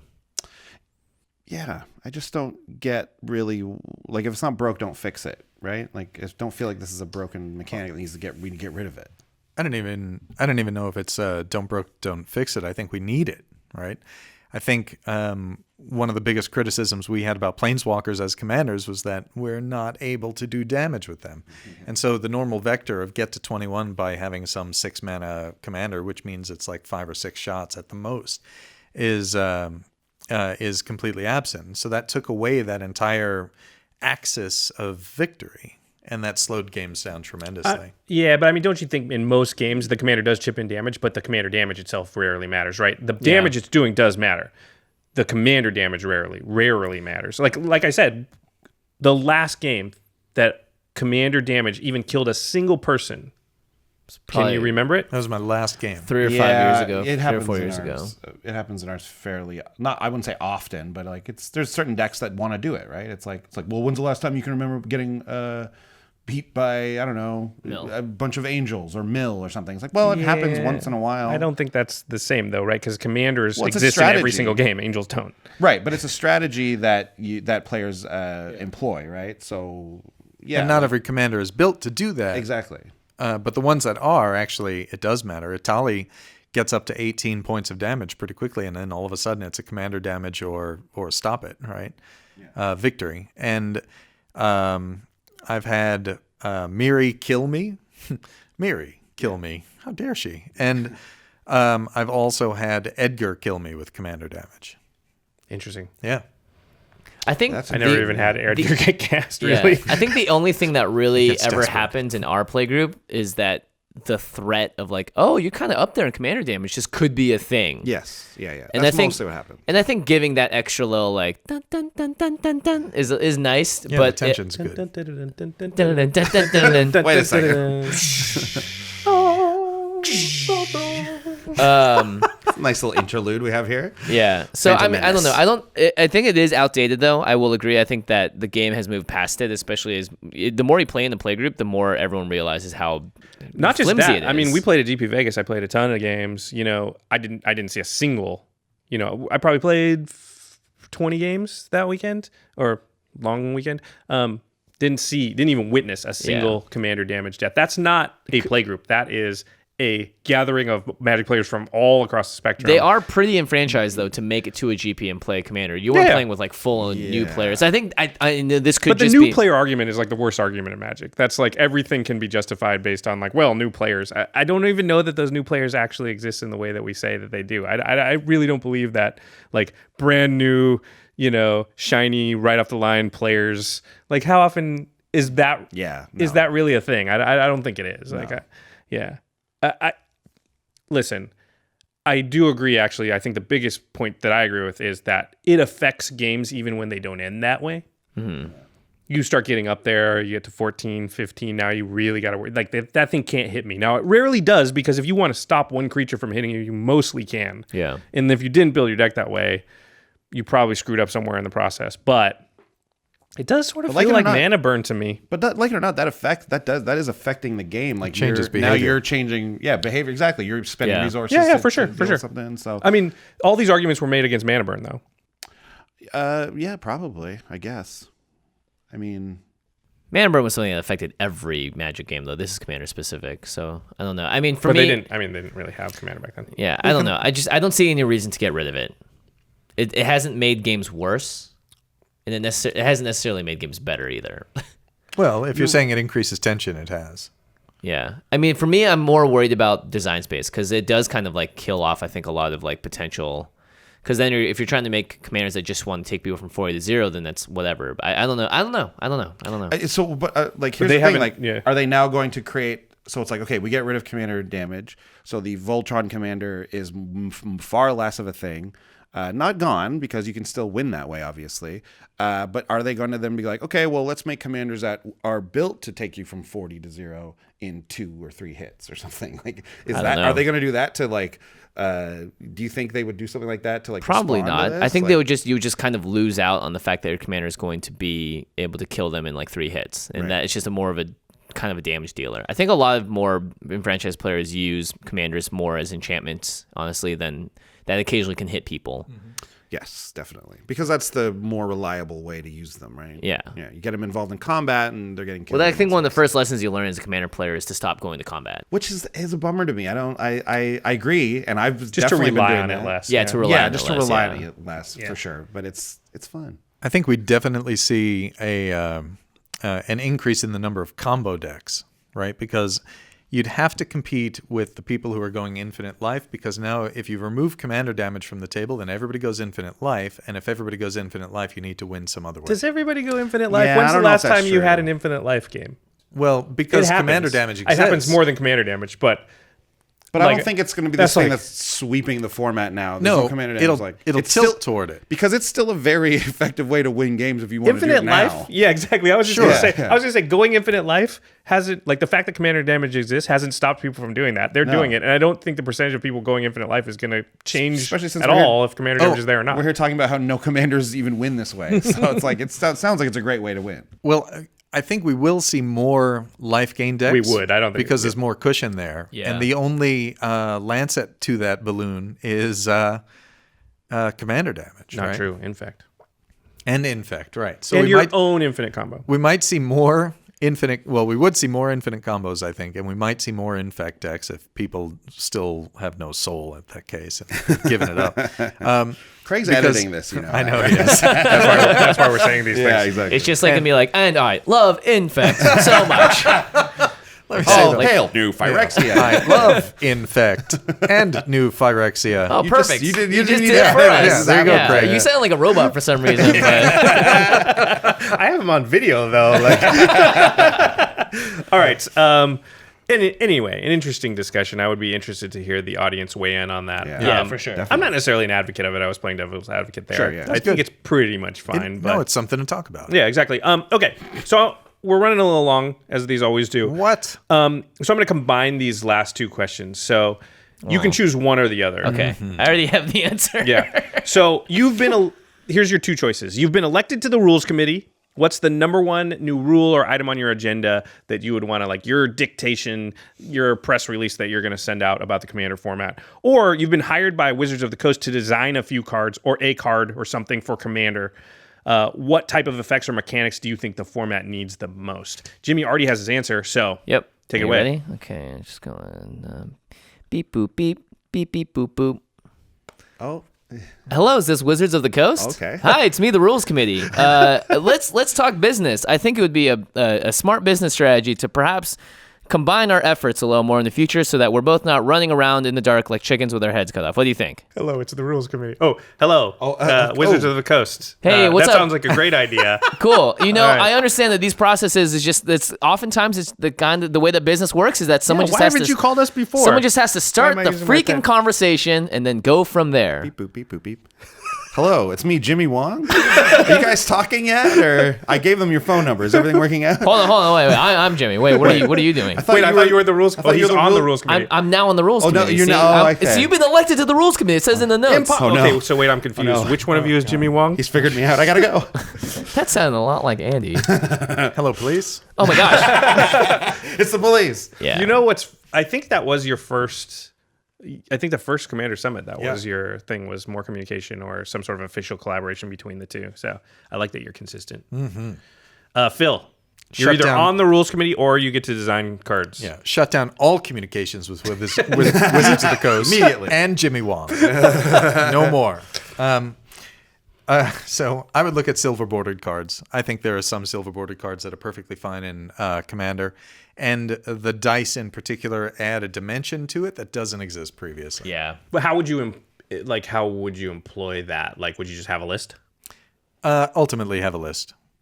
Not a ban list, an inclusion list. Yeah, this is just like another list that I got to remember. I can barely remember the band list. I get that wrong like half the time. Well, I don't like going to a website from 1999 to go look at the band list, honestly. So if it was from 2018, yeah, that's true. They should just, anyway. Okay. Well, Resources, try to gosh, pull my the things punches they on could the do. rules committee, yeah. It's not the rules committee. It is their web designer. It's just business, guys. It's just business. Business is just so Andy, black and white you're to me. either on the rules committee or you get to design some cards, blah, blah, blah, go. I think I would just, and maybe they do this constantly. I don't know, but we just unbanned Protean Hulk and everything seems fine. So I'd be like, well, wait a second. What What cards? else can we? What yeah. other cards seem Whoa. fine? Actually, I like this. Yeah. I like this. Because I was also surprised, Phil. You mentioned that, like, Protean Hulk's been out for a year, and there's no real problems, and we're not hearing a lot of outcry about it. So it's like, why not now? Just let's go card by card and just look at every one that's come up, and why was it banned in the first place? Does it still apply? We're seeing it. We saw it in Modern, obviously, too. Like, I think that'd be something. An overhaul of the ban list, I would say. would you Simplification. Simplification, yes. Yeah. Would you do a probation with an unknown amount of time so that people couldn't game the system over that time and then suddenly unleash hell? What? I don't know. Like if you said a Yes. 3 month, if you said we will evaluate it for the first 3 months, everybody would play nicely in the first 3 months, and then 3 months one day no, I everybody wouldn't would do be. I don't banned. think that the humankind can can't accomplish trust that people, kind yeah. of, like, seriously, they're all going to No. agree to play nicely and trick Yeah. the system. Yeah, I don't think. Yeah. I There'd don't be a think message human beings board. work that way. Yeah, like Play here's the thing. Why is biorhythm banned? That we have that on a card that already. Like we have that in a card currently I in the think format. biorhythm would be totally fine. I think it's like Yep. I'm not. Trust me, I'm not like aching for biorhythm to get unbanned. But why is it even banned? It's not a lot worse than something like Insurrection, right? And it costs 8 mana, right? So It just doesn't make any sense to me when it's like, okay, I guess there's a little stipulation that you need to have formidable. Is that the one it needs? On that Shaman of Forgotten Ways. Shaman of Forgotten Ways Yeah. has it, right? So it's like, well, you have to tap it, so they get a rotation of the table to get ready for it. right, okay. So It's a lot fair worse than biorhythm, but Yeah, it is worse, but like that effect exists. And if we're talking about ways to stop things, there's many ways to stop casting a sorcery, right? That whatever it is, 7 mana or something like that. I don't know. Anyways, didn't mean to really harp on biorhythm there so hard, but the ban list in general. I think You'd review needs the a ban look. list. I'd review the ban list. Yeah. I like that. I'm gonna go the card design route just because nobody did. Oh. I think there are a couple of things about the format right now that can't be solved through rules. One, I think counterspells are a little bit too strong, and I would try and design like a colorless card that helped everybody else against counterspells. I'm going to do bad card design here. Not this, but something that accomplishes this, like a 2-mana artifact that says, the text on the artifact is the first non-blue spell you cast each turn cannot be countered. Oh, interesting. And so that doesn't help the counterspell decks on accident. And just kind of just the first. Just give me a little window, help hurt the counterspell decks a little. Does that card just go in every deck now, though? Does it?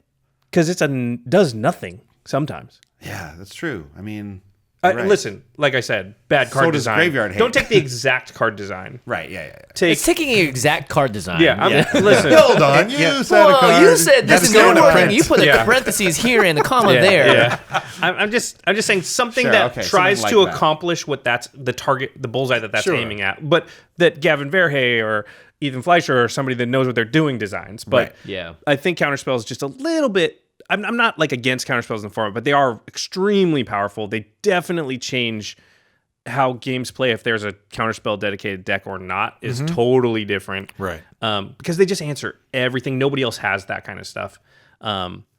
I would look at designing a card or two that just disincentivize counterspells a little. Just, I don't want to like take they're at 10 now, and I don't want to take them down to 3. I just want to take them down to 9. Just make Ashnod's Coupon the card that you can play at any time, except it now it says anytime you get countered, the player that countered you has to go get you a drink. I'll just lose. I'm not going to counter that. I don't want to get you a drink. Good. That and just give a little love to Boros. Stop doing the Boros. same God, thing seriously. every time. Give Boros some impulsive draw, some mana ramp, something. Do it in the way their More colors toys, can. right? But come Like, on. yeah. Give Boros something. That was my card design. Was Boros? White ramp /card draw. Yeah. I've always wanted. based I've on always meanings. wanted. Was it Master of Forgotten Ways? Is that the one that your spells gain lifelink? No, it's that's a different I know Fate it's Reforged. Soul something. It's a Jeskai because it has an it's activated Jeskai. ability. It's like Yeah, make that legendary. Make it Boros. Soulfire Grandmaster. You're laughing. Fire Grandmaster. You know what's a great card? But that doesn't. Okay, go ahead. Yeah, Brian Stoutarm is kind of similar to that, where it's like, hey, this is not about combat. Yeah. Right. And it has these But other things that it does. It's like, wow, that's a cool Boros card that was created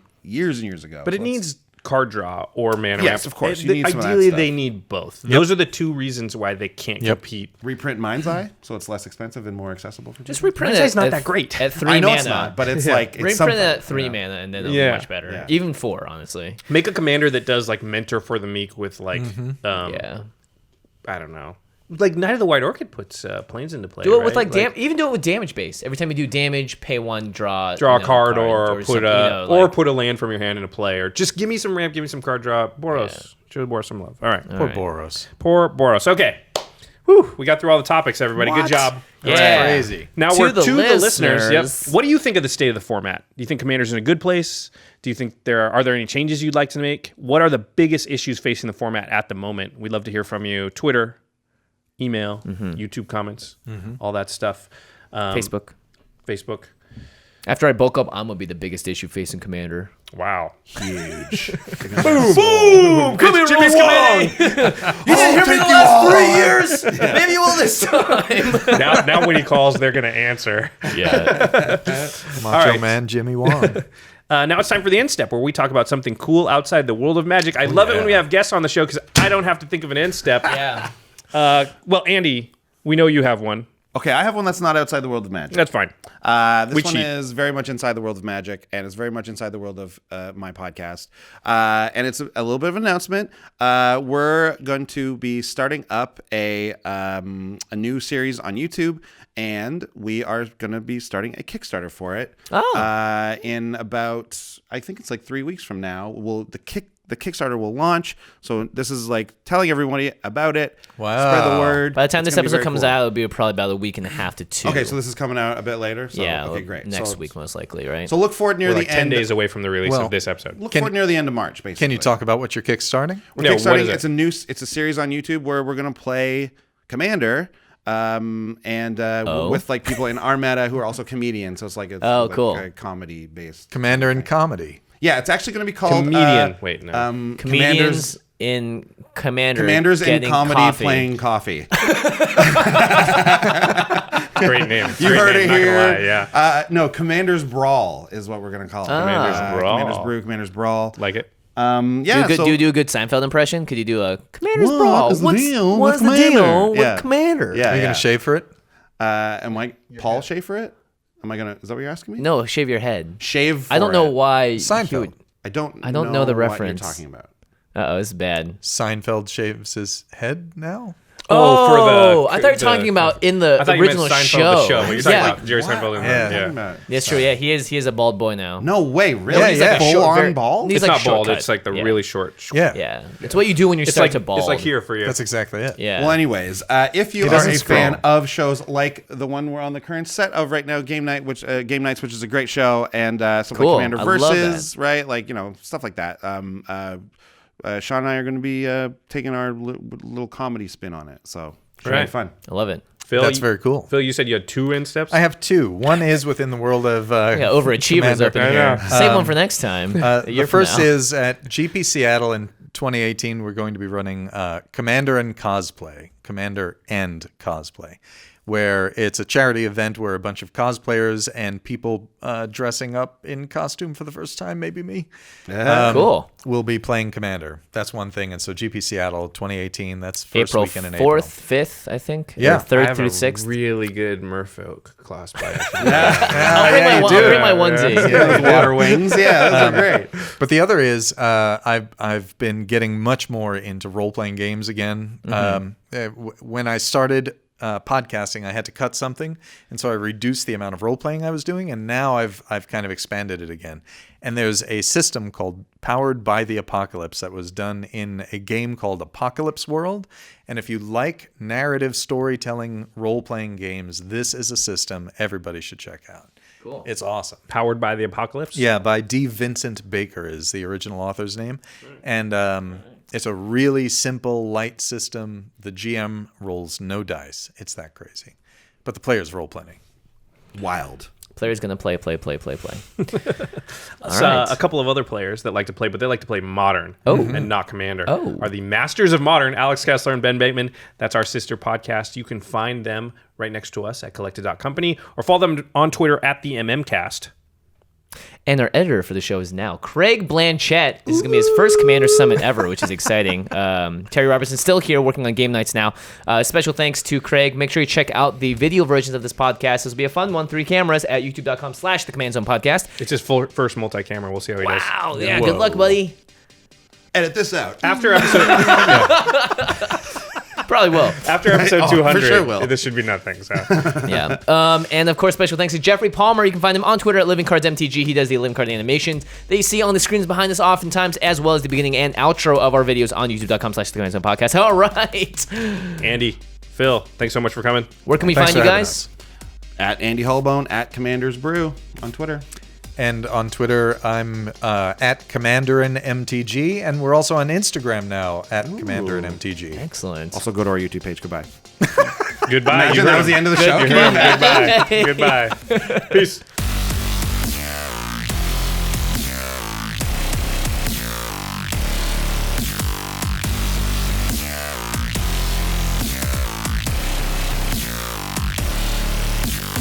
Thank you for your attention.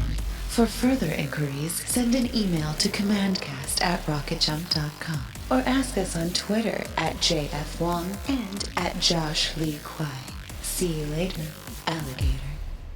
Greetings, humans.